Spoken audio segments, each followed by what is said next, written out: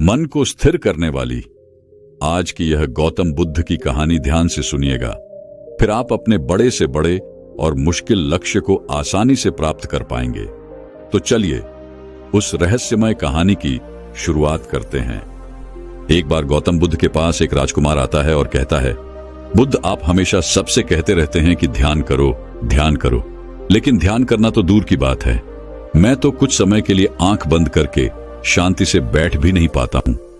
मेरा मन इतना अशांत है कि यह हर समय भटकता रहता है।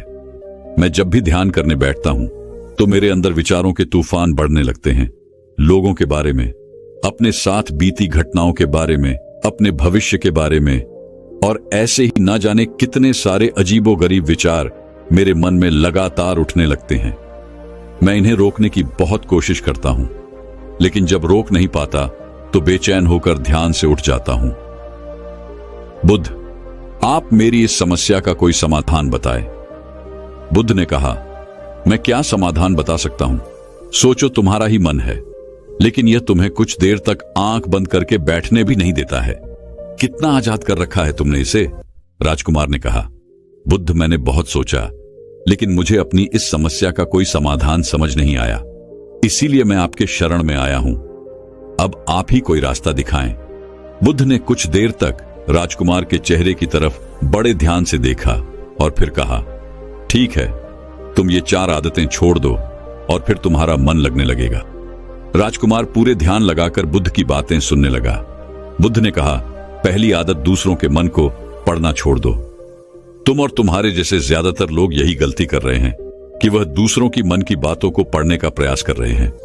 ये अच्छा, सामने वाला मेरे बारे में ऐसा सोच रहा है, और यही एक आदत तुम्हें सबसे ज्यादा आसान और परेशान रख रही है। और ज्यादातर मौकों पर लोग दूसरों की मन की बातों को गलत और नकारात्मक तरीके से ही पढ़ते हैं। जैसे कि लोग अक्सर सोचते हैं कि दूसरे लोग उनकी तरक्की से जलते हैं, उसे नीचा दिखाना चाहते हैं, उसे पसंद नहीं करते, उसकी मदद नहीं करना चाहते, और ऐसी ही न जाने कितनी सारी नकारात्मक बातें ये लोग दूसरों के प्रति अपने अंदर बैठा लेते हैं। फिर उनके बारे में ही सोचते रहते हैं, उनसे बदला लेने के तरीके सोचते रहते हैं, उन्हें नीचा दिखाने के मौके ढूंढते रहते हैं, और दूसरों के प्रति यही नकारात्मक सोचना इन्हें दुखी करती है। और फिर ये लोग अशांत महसूस करते हैं। इसीलिए दूसरे लोग क्या सोच रहे हैं इसका अनुमान लगाना बंद करो। दूसरे लोगों के विचारों को पढ़ने की कोशिश करना बंद करो। अगर पढ़ना ही है तो खुद के विचारों को पढ़ना शुरू करो कि तुम्हारे अंदर क्या चल रहा है। कहीं तुम नकारात्मक सोच, शिकायत या बुराई करने जैसी आदतों के शिकार तो नहीं हो रहे हो? बुद्ध ने कहा, दूसरी आदत यह सोचना कि यह असफल हो गया तो लोग हंसेंगे। हंसने दो लोगों का, असफलता पर हंसना तो लोगों का धर्म है। क्योंकि अगर तुम सफल हो जाते तो यही तो वो लोग हैं जो तुम्हारी तारीफ करते, तुम्हें सम्मान देते, तुम पर गर्व करते। अगर तुम अपने सफल होने पर दूसरों से तारीफ की उम्मीद करते हो तो अपनी असफलता पर उनके हंसने से तुम्हें दुखी नहीं होना चाहिए। और समस्या ही यही है कि हम इंसान असफलता को बुरा मानते हैं, जबकि असफल होना सफल होने से भी ज्यादा जरूरी है। क्योंकि बिना असफल हुए मेरी सफलता इंसान के अंदर घमंड और दूसरों को खुद से छोटा समझने की भावना पैदा करती है, जबकि असफलता हमें विनम्र रहना, धैर्य रखना और लगातार प्रयास करना सिखाती है। इसीलिए असफलता को बुरा मत समझो। और अगर तुम्हारे काम में असफल होने की संभावना नहीं है तो इसका अर्थ है कि तुमने अपना लक्ष्य अपनी क्षमताओं से छोटा बनाया है। और अगर लोग तुम पर हंस नहीं रहे, तुम्हें ताने नहीं मार रहे, तुम्हारी बुराई नहीं कर रहे, तो तुम अंदर से मरे हुए हो। तुम अपनी मानसिक सीमाओं से बाहर जाकर कुछ नया करने का प्रयास नहीं कर रहे हो। क्योंकि असफल भी वही होता है जो कुछ नया करने का प्रयास करता है। और एक बात हमेशा याद रखना, अगर तुम्हारे अंदर असफल होने का साहस नहीं है तो तुम कभी भी वह बड़ा लक्ष्य हासिल नहीं कर सकते जो तुम करना चाहते हो। इसीलिए असफल होने और लोगों के हंसने से ही डरना बंद कर दो। दोस्तों, अगर आपको भी यह सफलता से डर लगता है, और अगर आप भी सिर्फ इस डर से कुछ नया करने का प्रयास नहीं कर रहे कि अगर मैं फेल हो गया तो लोग क्या कहेंगे, लोग मुझ पर हंसेंगे, मेरा मजाक बनाएंगे, बुद्ध ने आगे कहा, तीसरी आदत, समय को काटना छोड़ दो। लोगों को लगता है कि वह समय को काट रहे हैं, लेकिन असल में समय हर पल उन्हें काट रहा है। लोगों के द्वारा समय को व्यर्थ के कामों में बर्बाद करने का केवल एक ही कारण है, और वह यह है कि उन्हें लगता है कि उनके पास बहुत समय है, जबकि सच्चाई यह नहीं है, क्योंकि उनसे पहले वाले लोगों को भी यही लगता था कि उनके पास बहुत समय है, लेकिन उन्हें पता नहीं चल पाया कि कब समय बीत गया और उनका बुलावा आ गया। और जब तक उन्हें अपनी गलती का एहसास हुआ, तब तक समय उनके हाथ से निकल चुका था। बस पश्चाताप रह गया था कि सारा जीवन व्यर्थ के कामों में बर्बाद कर दिया, और फिर वह चले गए इस दुनिया से बिना खुद को जाने, बिना इस जीवन की सच्चाई को समझे। इसीलिए जब तक यह जीवन है, इसे सार्थक कामों में लगाओ, खुद को जानने में, दूसरों की मदद करने में, लोगों को सही रास्ता दिखाने में, मानवता के कल्याण में। और दूसरी बात, समय को बर्बाद करने से आज तक किसी को खुशी नहीं मिली है। हालांकि समय काटने से तुम्हें थोड़ी खुशी तो महसूस हो सकती है, लेकिन जब तुम्हें होश आता है और तुम देखते हो कि कितना सारा समय बर्बाद किया जा चुका है, तब तुम्हें खुद पर क्रोध आता है और तुम पश्चाताप व आत्मग्लानि के भाव से भर जाते हो।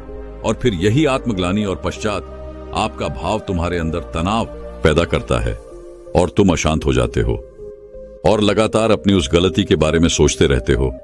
फिर तुम्हारा किसी भी काम में मन नहीं लगता और तुम उदास रहने लगते हो, और यह चक्र लगातार चलता रहता है, जिसकी शुरुआत हुई थी समय को काटने से। इसीलिए समय को काटना बंद करो और वह करना शुरू करो जो जरूरी है। बुद्ध ने कहा, चौथी आदत यह सोचना छोड़ दो कि मुझसे बड़े बड़े लोग नहीं कर पाए तो मैं कैसे कर पाऊंगा। असल में दूसरों से खुद के किसी भी चीज में तुलना करना ही व्यर्थ है।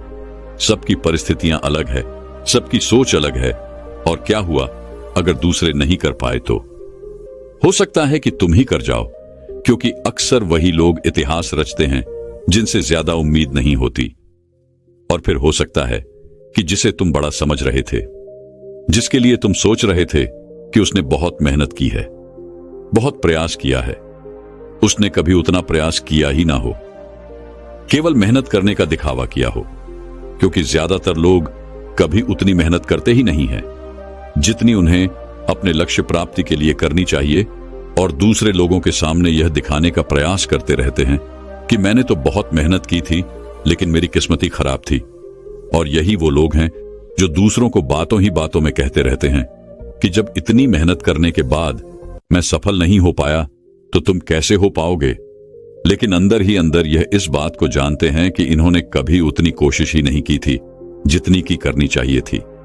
ये बस दूसरों की नजरों में अपनी इज्जत बचाने के लिए, और इस डर से कि कहीं दूसरा व्यक्ति इनसे आगे न निकल जाए, ये अपने अधूरे प्रयासों की शेख ही बघाड़ते रहते हैं और दूसरों को डराते रहते हैं कि जब मैं नहीं कर पाया तो तुम कैसे कर पाओगे। इसीलिए किसी दूसरे सफल व्यक्ति को देखकर यह सोचना छोड़ दो कि तुम यह असफल हो जाओगे। तुम बस अपना सर्वश्रेष्ठ प्रयास करो और बाकी सब समय पर छोड़ दो। बुद्ध ने आगे कहा, अगर तुमने यह 4 आदतें छोड़ दी तो तुम्हारा मन एकदम शांत हो जाएगा और फिर तुम जहां चाहो वहां अपना मन लगा सकते हो।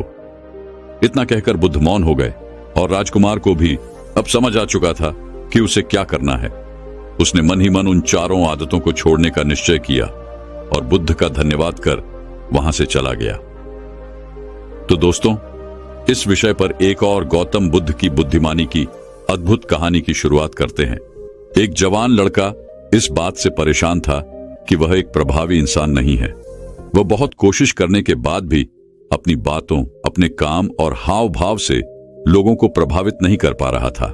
उसकी बहुत इच्छा थी कि वह एक ऐसा इंसान बने जिसे सब पसंद करे, जिसकी सब बात माने, जिसके साथ सब काम करना चाहे और अपना समय बिताना चाहे। लेकिन उसके साथ सब कुछ इसका उल्टा ही हो रहा था। न तो कोई उसके साथ समय बिताना पसंद करता था और ना ही कोई उसकी बातों को गंभीरता से लेता था। कुल मिलाकर लोगों के बीच वह लड़का एकदम प्रभावी नहीं था। उसके उपस्थित होने या ना होने से किसी को कुछ खास फर्क नहीं पड़ता था। इन सब घटनाओं की वजह से उसका आत्मविश्वास भी दिनों दिन कम होता जा रहा था। अपनी ऐसी हालत को देखकर वह लड़का बहुत ही उदास और परेशान रहने लगा। जिस नगर में वह लड़का रहता था, उसी नगर के बाहर एक बौद्ध भिक्षु भी रहा करते थे। वह बौद्ध भिक्षु अपने प्रभावशाली व्यक्तित्व के लिए प्रसिद्ध था।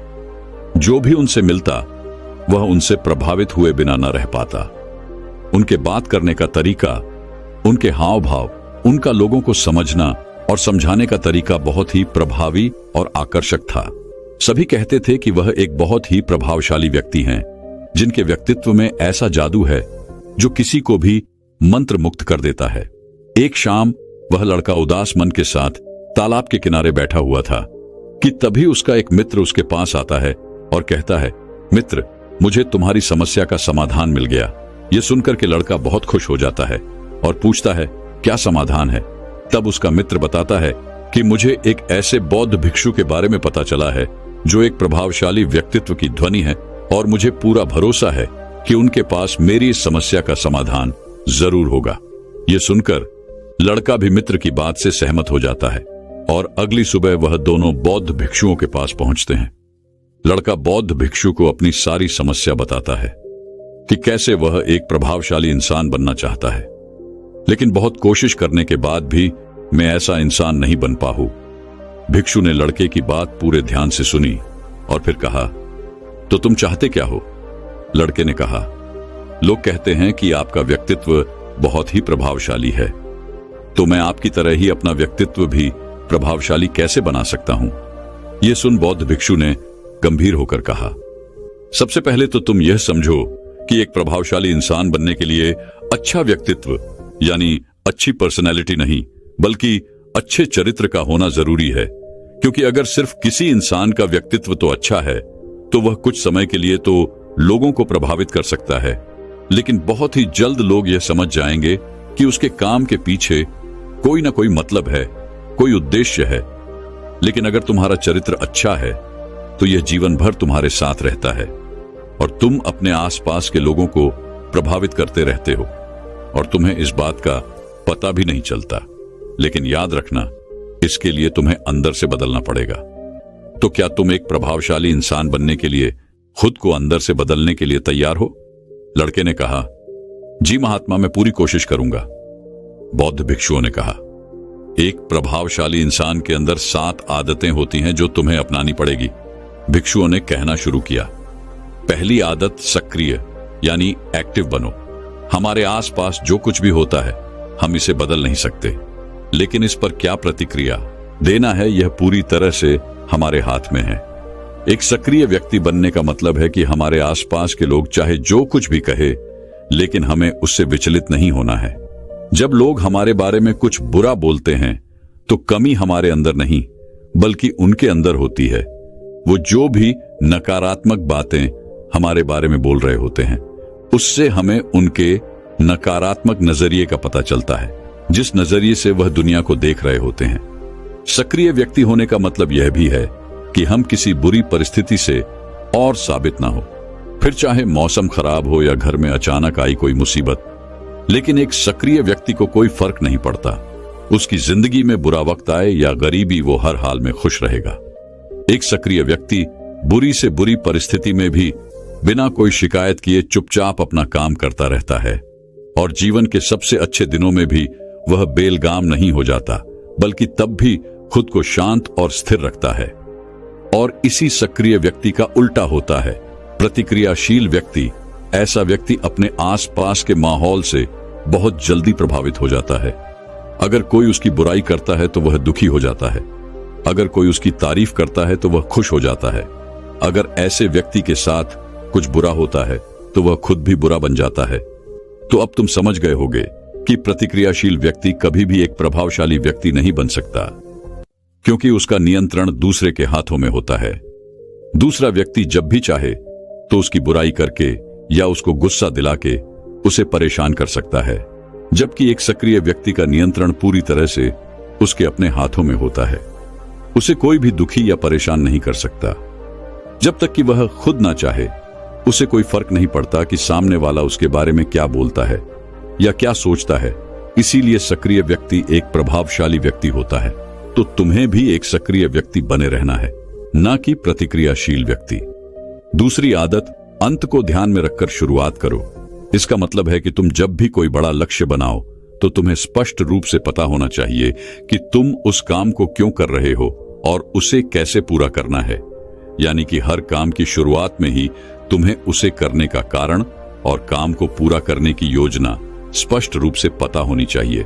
और एक बार जब तुमने अपने काम का क्यों और कैसे पता कर लिया, तो फिर तुम्हारे रोज के छोटे छोटे काम और उसके परिणाम तुम्हारे लक्ष्य की तरफ होने चाहिए, तुम्हारी योजना से मेल खानी चाहिए। अगर तुम हर रोज वो नहीं कर रहे हो जो तुम्हारे लक्ष्य के लिए जरूरी है, तो तुम कभी भी एक प्रभावशाली व्यक्ति नहीं बन सकते। जैसे कि अगर तुमने अपना वजन कम करने का लक्ष्य निर्धारित किया है और अगर तुम हर रोज मेहनत नहीं कर रहे हो, पसीना नहीं बहा रहे हो, तो इसका मतलब है कि तुम्हारे रोज के काम तुम्हारे लक्ष्य और उसकी योजना से मेल नहीं खा रहे हैं। तुम्हारी कथनी और करनी में अंतर है और इस तरीके से लोग कभी भी तुमसे प्रभावित नहीं होंगे। इसीलिए अगर तुम एक प्रभावशाली व्यक्ति बनना चाहते हो, तो तुम्हें तुम्हारे काम का कारण और उसे पूरा करने का तरीका स्पष्ट रूप से पता होना चाहिए और साथ ही तुम्हारे विचार और कर्म भी उसके साथ मेल खाने चाहिए। लेकिन दोस्तों, अगर बहुत कोशिश करने के बाद भी आप अभी तक यह डिसाइड नहीं कर पा रहे कि आपको क्या करना है, कैसे करना है और क्यों करना है, तो इसका मतलब है कि आप पूरी क्लैरिटी के साथ अपने लक्ष्य और अपने काम के बारे में नहीं सोच पा रहे हैं। क्योंकि जैसे ही आपके अंदर एक बार अपने काम को लेकर क्लैरिटी आ जाएगी, आपके लिए उस काम को करना आसान हो जाएगा। और किसी भी काम के बारे में पूरे फोकस और क्लैरिटी के साथ सोचना एक कला है जिसे आप भी सीख सकते हैं। बौद्ध भिक्षु ने आगे कहा, तीसरी आदत, जरूरी चीजें सबसे पहले करो। एक दिन में हमारे सामने बहुत से काम होते हैं, लेकिन हम हर काम तो नहीं कर सकते। इसीलिए हमें अपने सबसे महत्वपूर्ण कामों को सबसे पहले करना चाहिए। लेकिन महत्वपूर्ण काम है क्या? महत्वपूर्ण काम वह हैं जिन्हें हम व्यक्तिगत रूप से सबसे मूल्यवान मानते हैं। सबसे महत्वपूर्ण कामों को सबसे पहले करने का मतलब है कि हम अपना समय और ऊर्जा अपने लक्ष्य और अपने जीवन के लिए सबसे महत्वपूर्ण कामों पर लगा रहे हैं। अब अगर तुम्हारे महत्वपूर्ण काम भी तुमसे पूरे नहीं हो पा रहे, तो इसका कारण तुम्हारा अनुशासन ही होना नहीं, बल्कि यह है कि अब तक तुमने सबसे महत्वपूर्ण कामों को अपने दिल और दिमाग में बिठाया ही नहीं और कभी यह सोचा ही नहीं कि यह काम तुम्हारे लिए सबसे महत्वपूर्ण क्यों है। असल समस्या काम का ज्यादा होना नहीं, बल्कि फालतू कामों को ना नहीं बोल पाने की है। जैसे कि तुम कोई बहुत जोड़ी काम कर रहे थे, लेकिन तभी तुम्हारा एक मित्र आता है और कहता है, चल थोड़ी देर घूम के आते हैं और बातें भी कर लेंगे।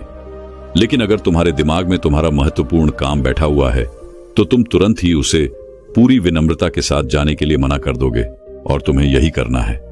दिन भर के सारे गैर जरूरी कामों को तब तक ना बोलना है जब तक कि तुम्हारे सबसे महत्वपूर्ण काम पूरे ना हो जाए। तो अब तुम समझ गए होगे कि प्रभावशाली लोग सबसे महत्वपूर्ण कामों को सबसे पहले खत्म करते हैं। भिक्षु ने आगे कहा, चौथी आदत, किसी भी काम में खुद के फायदे के साथ साथ दूसरों के फायदे के बारे में भी सोचो। ज्यादातर लोग अपना जीवन दूसरों से तुलना और प्रतिस्पर्धा करते हुए जीते हैं। वह अपनी सफलता दूसरों की असफलता में देखते हैं। यानी अगर मैं जीता तो तुम हारे और मैं हारा तो तुम जीते, और इस तरह से जीवन हार जीत का खेल बनकर रह जाता है। लेकिन जो प्रभावशाली लोग होते हैं वो प्रतिस्पर्धा में नहीं, बल्कि आपसी सहयोग में विश्वास रखते हैं। उनका मानना होता है कि इस दुनिया में सभी के लिए सब कुछ पर्याप्त मात्रा में है और सबको उसका हिस्सा मिलना चाहिए। और न केवल चीजों के लिए, बल्कि आपसे रिश्तों में भी वो नियम लागू करते हैं। जैसे कि जब भी उनका किसी के साथ कोई मतभेद होता है, तो वह बात को मन में रखने की बजाय उस इंसान के साथ खुलकर उस बारे में बात करते हैं और कोई बीच का ऐसा रास्ता निकालते हैं जो दोनों के लिए फायदेमंद हो, जिसमें दोनों की जीत हो, न कि सामने वाला थका हुआ महसूस करे। और ऐसा करके वह आपसी मनमुटाव तो खत्म करते ही हैं, साथ ही रिश्तों को पहले से भी ज्यादा मजबूत बना लेते हैं। तो अब तुम समझ गए होंगे कि प्रभावशाली बनने के लिए तुम्हें खुद के अलावा सामने वाले के फायदे के बारे में भी सोचना होता है। पांचवी आदत, पहले खुद दूसरों को समझने का प्रयास करो, फिर उनसे उम्मीद करो कि वह तुम्हारी बात को समझेंगे। किसी के साथ भी बातचीत करने का सबसे अच्छा तरीका यह है कि सबसे पहले हम यह समझने की कोशिश करें कि आखिर सामने वाला कहना क्या चाहता है। बल्कि मैं तो कहूंगा कि किसी भी इंसान की बात को सुनने और समझने का सबसे अच्छा तरीका है कि हम खुद को उसकी जगह पर रखकर सोचें। तब जाकर हम सही तरीके से समझ पाएंगे कि आखिर सामने वाला हमसे कहना क्या चाहता है। जब हम किसी की बात को ध्यान से सुनते ही नहीं, तब हम उसकी भावनाओं को समझे बिना ही उसे सलाह देने लग जाते हैं। लेकिन जब हम उसे समझने की कोशिश करते हैं, तभी हम जान पाते हैं कि असल में वह इंसान कैसा महसूस कर रहा है। और जब हम इस तरीके से किसी की बात सुनते हैं, तब जाकर हम उस इंसान को कुछ अच्छी सलाह दे पाएंगे या सच में उसकी कुछ मदद कर पाएंगे। ज्यादातर लोग बातचीत के दौरान सिर्फ यही कहते रहते हैं कि अगर तुम्हारी जगह मैं होता तो ऐसा करता, या फिर एक बार मेरी बात मानकर तो देखो। लेकिन वह कभी भी यह समझने का प्रयास नहीं करते कि सामने वाला महसूस क्या कर रहा है, और इसका परिणाम यह होता है कि सामने वाला उन पर कभी भरोसा नहीं करता और फिर ना ही कभी अपनी समस्याएं उनके पास लेकर आता है। इसलिए अगर तुम सच में किसी की मदद करना चाहते हो तो सबसे पहले उन्हें समझने का प्रयास करो। ऐसा करके तुम उनका विश्वास जीत पाओगे और उन्हें इस बात का भरोसा हो जाएगा कि तुम्हारे काम के पीछे किसी भी प्रकार का कोई लाभ या उद्देश्य नहीं है। तुम तो बस उनकी मदद करना चाहते हो, और फिर इस तरीके से वह भी तुम्हें समझना शुरू कर देंगे।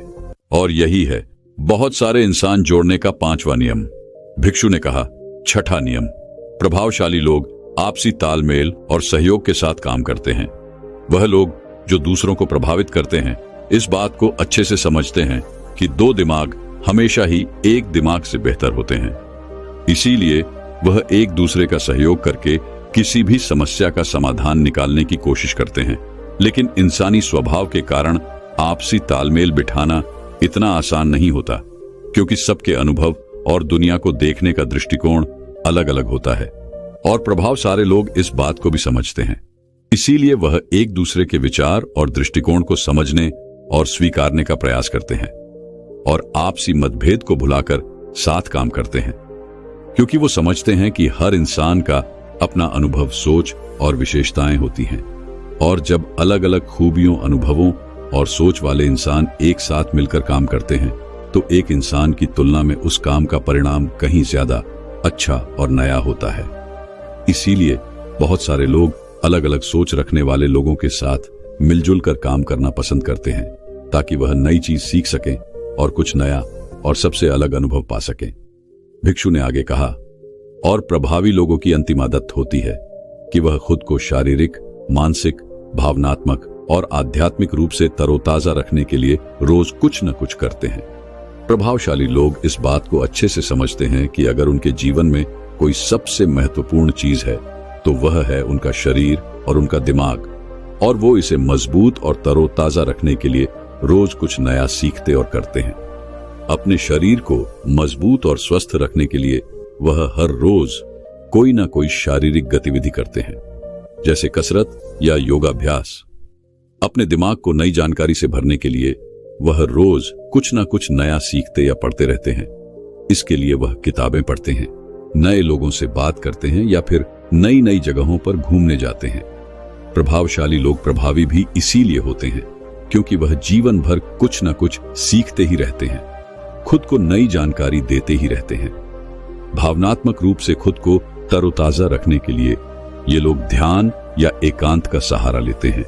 कई बार खुद के अंदर नयापन लाने के लिए ये लोग खुद को कुछ दिनों के लिए बाहरी दुनिया से काट लेते हैं। इसके अलावा ये लोग आध्यात्मिक रूप से भी सक्रिय होते हैं। इसके लिए यह लोग जिस भी भगवान में आस्था रखते हैं उसकी पूजा पाठ और आराधना इत्यादि करते हैं। साधारण शब्दों में कहें तो प्रभावशाली लोग लगातार खुद में सुधार लाते रहते हैं और अपने शरीर, मन और आत्मा को तरोताजा रखते हैं। और अगर ध्यान से देखा जाए तो सारी आदतों में से ये 7वीं आदत सबसे ज्यादा जरूरी और प्रभावी है, क्योंकि इसके बिना बाकी की 6 आदतें हैं उतनी प्रभावी नहीं रह जाएंगी जितनी उन्हें होना चाहिए। और कोई भी इंसान कितना भी प्रभावशाली क्यों ना हो, लेकिन अगर वो खुद को शारीरिक, मानसिक, भावनात्मक और आध्यात्मिक रूप से तरोताजा नहीं रखता तो धीरे धीरे उसका प्रभाव होना शुरू हो जाएगा। तो ये थी एक प्रभावशाली इंसान बनने की 7 आदतें जिन्हें अपनाकर कोई भी इंसान प्रभावशाली बन सकता है। बौद्ध भिक्षु की ये सारी बातें सुनने के बाद अब उस लड़के को भी ये भरोसा हो गया था कि इन 7 आदतों को अपनाने के बाद वो भी एक प्रभावशाली इंसान बन सकता है। इसके लिए उसने उन बौद्ध भिक्षुओं का धन्यवाद किया और खुशी खुशी अपने मित्र के साथ वहां से चला गया। दोस्तों, मैं उम्मीद करता हूं कि ये कहानी सुनने से आपके जीवन में अच्छे बदलाव आए होंगे। आपको इस वीडियो से क्या सीखने मिला ये कमेंट करके जरूर बताइए और अपने परिवार, दोस्तों या आपके करीबी इंसान के साथ ये कहानी शेयर करके उन्हें भी इस ज्ञान से परिचित करवाए। बाकी अगर आपको ये वीडियो दिल से अच्छी लगी हो तभी इस वीडियो को लाइक कर देना और आपने अब तक इस चैनल को सब्सक्राइब न किया हो तो चैनल को सब्सक्राइब भी जरूर कर देना। आपका हर दिन शुभ हो और खुशियों से आपका जीवन भरा रहे। धन्यवाद। नमो बुद्धाय।